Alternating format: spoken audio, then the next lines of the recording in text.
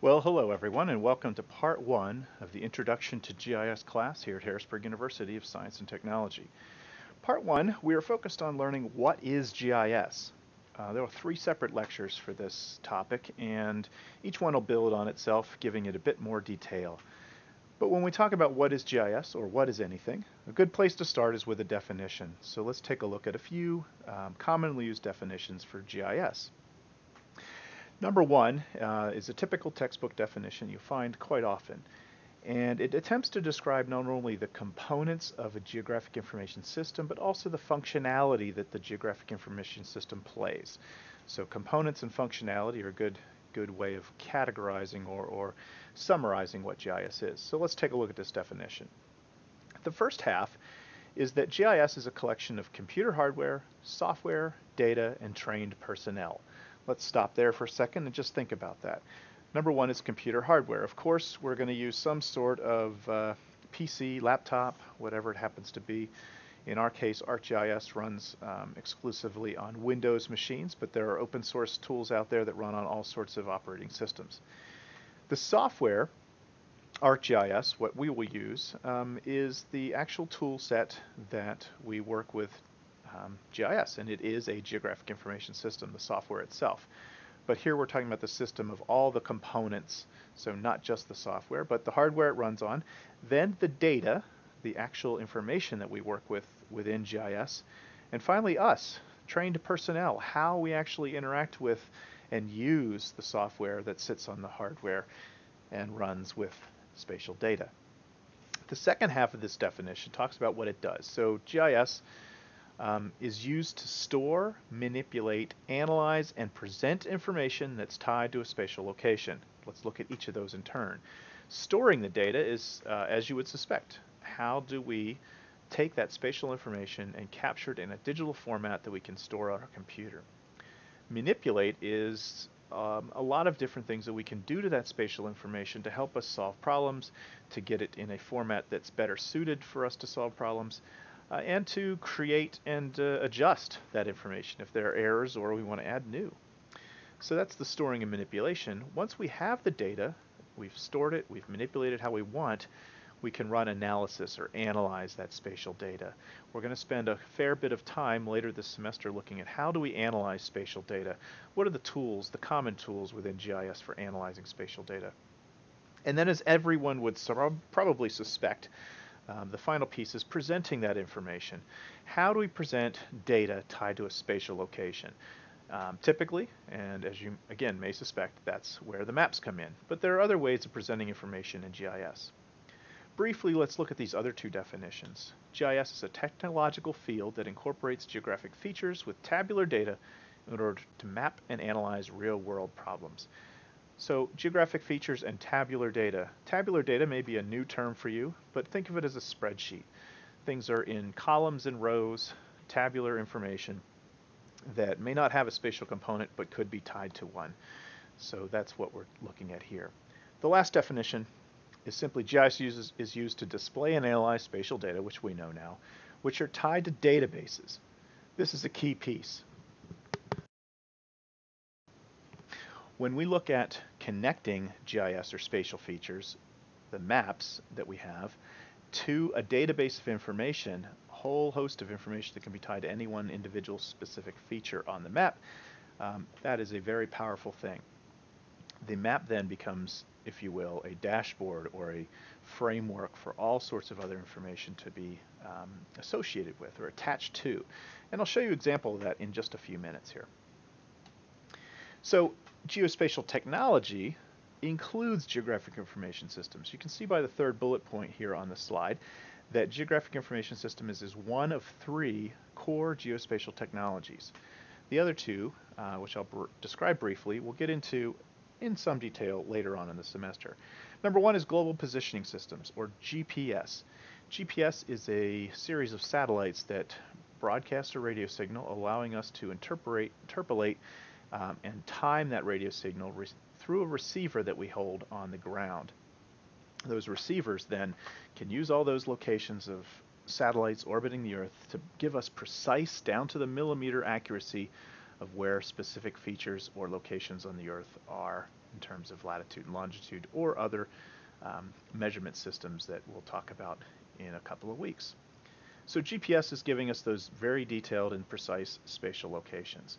Remote sensing is just what it sounds like. It is sensing something from a remote location.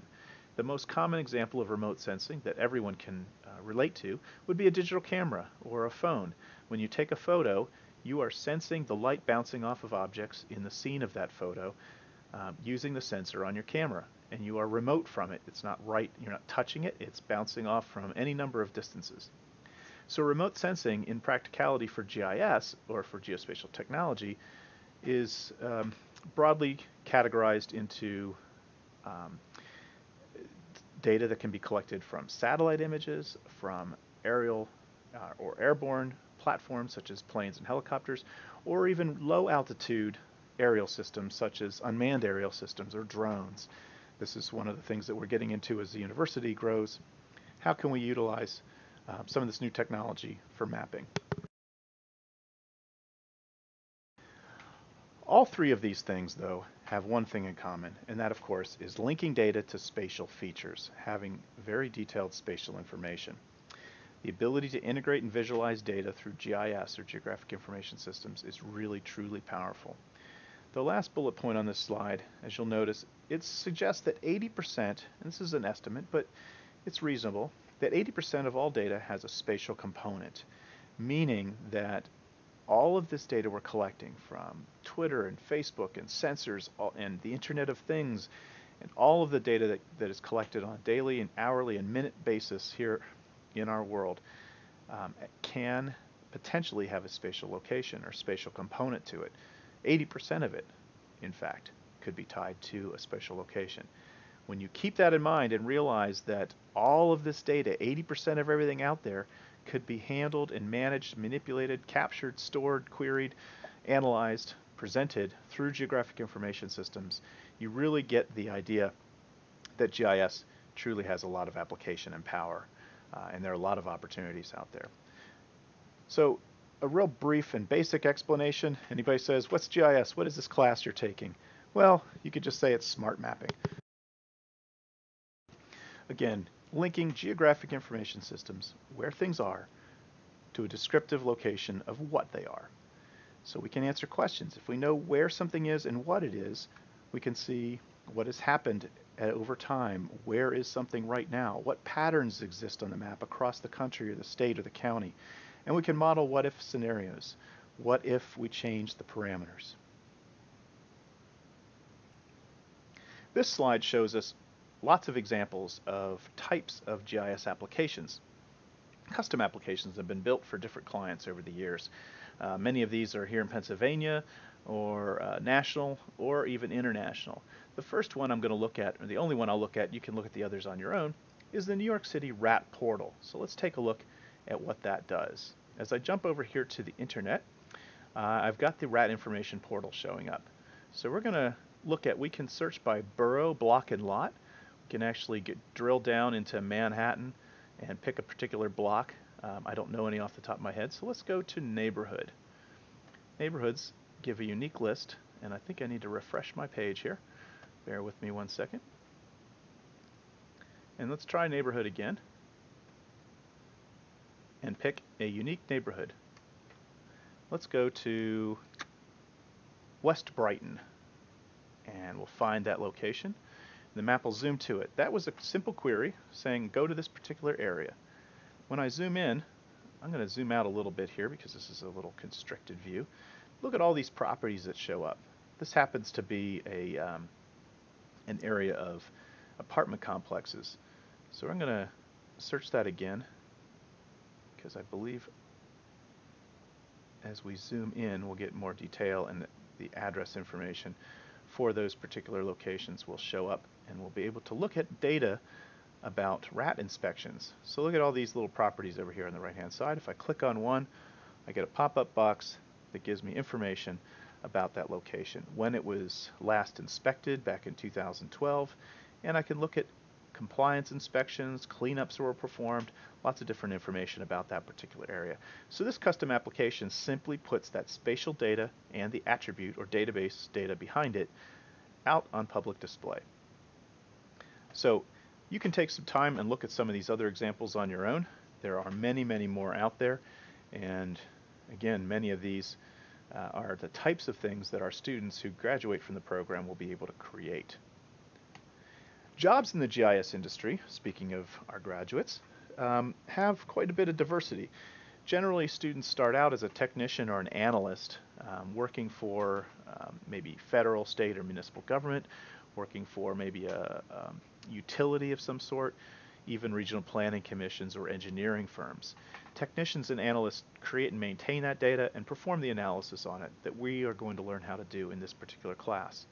If I back up for a second, though, and look at that first bullet point, the whole reason we identified geospatial technology as a program of study here at Harrisburg University is because the U.S. Department of Labor identified it as a fast-growing industry. And that has certainly been evident in the quick turnaround that students have with finding jobs. Lots of different opportunities. As you move past technicians and analysts and get into the more detailed work, you become application developers or technical architects to understand how to design larger GIS solutions. Business analysts, people that understand a particular type of business, can apply spatial data and GIS analysis to it, become very marketable as well. We've got students that have helped with identifying ideal locations for new companies, or for example, a Sheetz or a Rutter's or one of those gas stations that sell food. They know precisely where they want to place their stores, and based on those criteria, we can actually locate ideal places through GIS. Last but not least is project managers. So let's say you've learned how to do the technician job, you've been an analyst, maybe you've done a little bit of application development, or certainly understand businesses and how to analyze GIS data or use spatial data in business. People become project managers, and they manage these types of GIS projects and staff. The RAT portal that we just showed you is actually a project that I helped manage several years ago. A staff of application developers and business analysts put that together. So as a project manager, I was responsible for the overall development. My last slide in this part one of What is GIS refers you to the Geospatial Revolution videos. It was a short series of 8 to 9 minute videos, I think total of 40 minutes, produced by Penn State's Public Broadcasting. The Geospatial Revolution videos are a really great source of understanding how geospatial technology has been used to solve lots and lots of different problems in the real world. I highly encourage you to go out and watch these videos now or on your own, and you'll see these pop up again, most likely in enrichment activities for the class going forward. So that does it for part one of What is GIS. Hopefully you'll join me for part two in your next video.